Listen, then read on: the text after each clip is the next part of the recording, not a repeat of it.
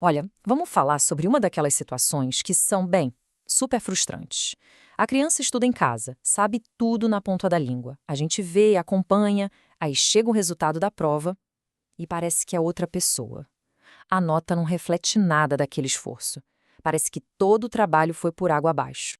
E aí vem a pergunta que não quer calar, né? A matéria está ali, o conhecimento foi absorvido em casa, mas na hora H, na hora da prova, parece que some, que evapora. O que acontece nesse meio tempo? Para onde vai todo esse conhecimento? Pois é, e aqui está o ponto que talvez seja o mais importante de tudo. Quando a criança chega e fala, deu branco, ou eu travei, não lembrava de nada, acredite, é a mais pura verdade.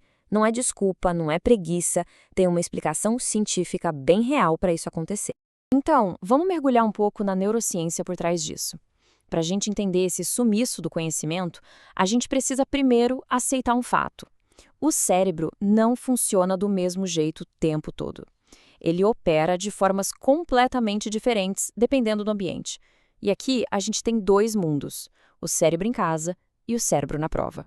E a diferença entre esses dois mundos, nossa, é gigante. Pensa só, em casa tá tudo tranquilo, é um lugar seguro, sem relógio apitando, e se errar uma questão, tudo bem, faz parte do aprendizado. Agora, a sala de prova, silêncio total, o tempo correndo, limitado, e cada resposta vale ponto, vale nota.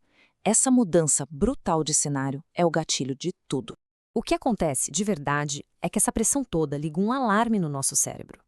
É um sistema de sobrevivência super antigo, chamado resposta de luta ou fuga. Basicamente, o cérebro interpreta a prova como se fosse uma ameaça, um perigo real. E o que ele faz?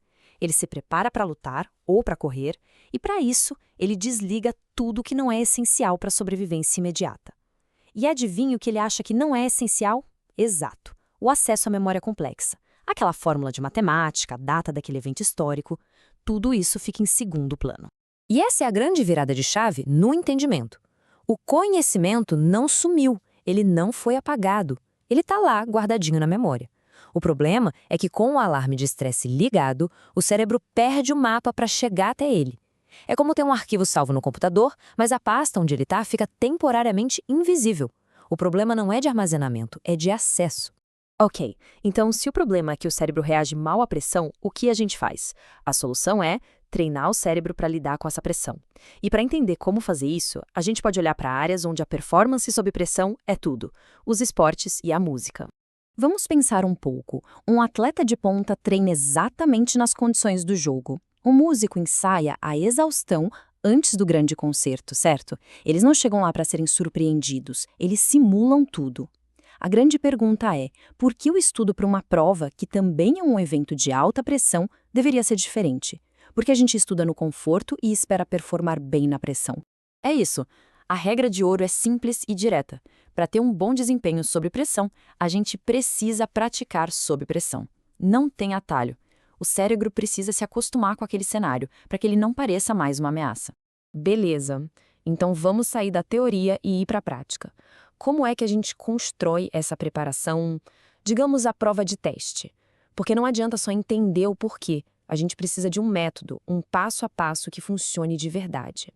O método é basicamente recriar o ambiente da prova em casa. Primeiro passo, tempo. Tem que usar um cronômetro, simular a pressão do relógio. Segundo, questões realistas. Nada de exercícios muito diferentes do que vai cair na prova. Terceiro, feedback na hora. Errou, tem que entender o porquê na hora. Acertou, ótimo, reforça o caminho certo. Quarto, repetir. Fazer isso várias vezes, para consolidar. E o quinto, que talvez seja o resultado de tudo isso, construir confiança. Cada vez que a criança consegue fazer um simulado desses, ela prova para si mesma que consegue. E essa confiança é o melhor antídoto contra o pânico. E o resultado? Bom, ele é visível.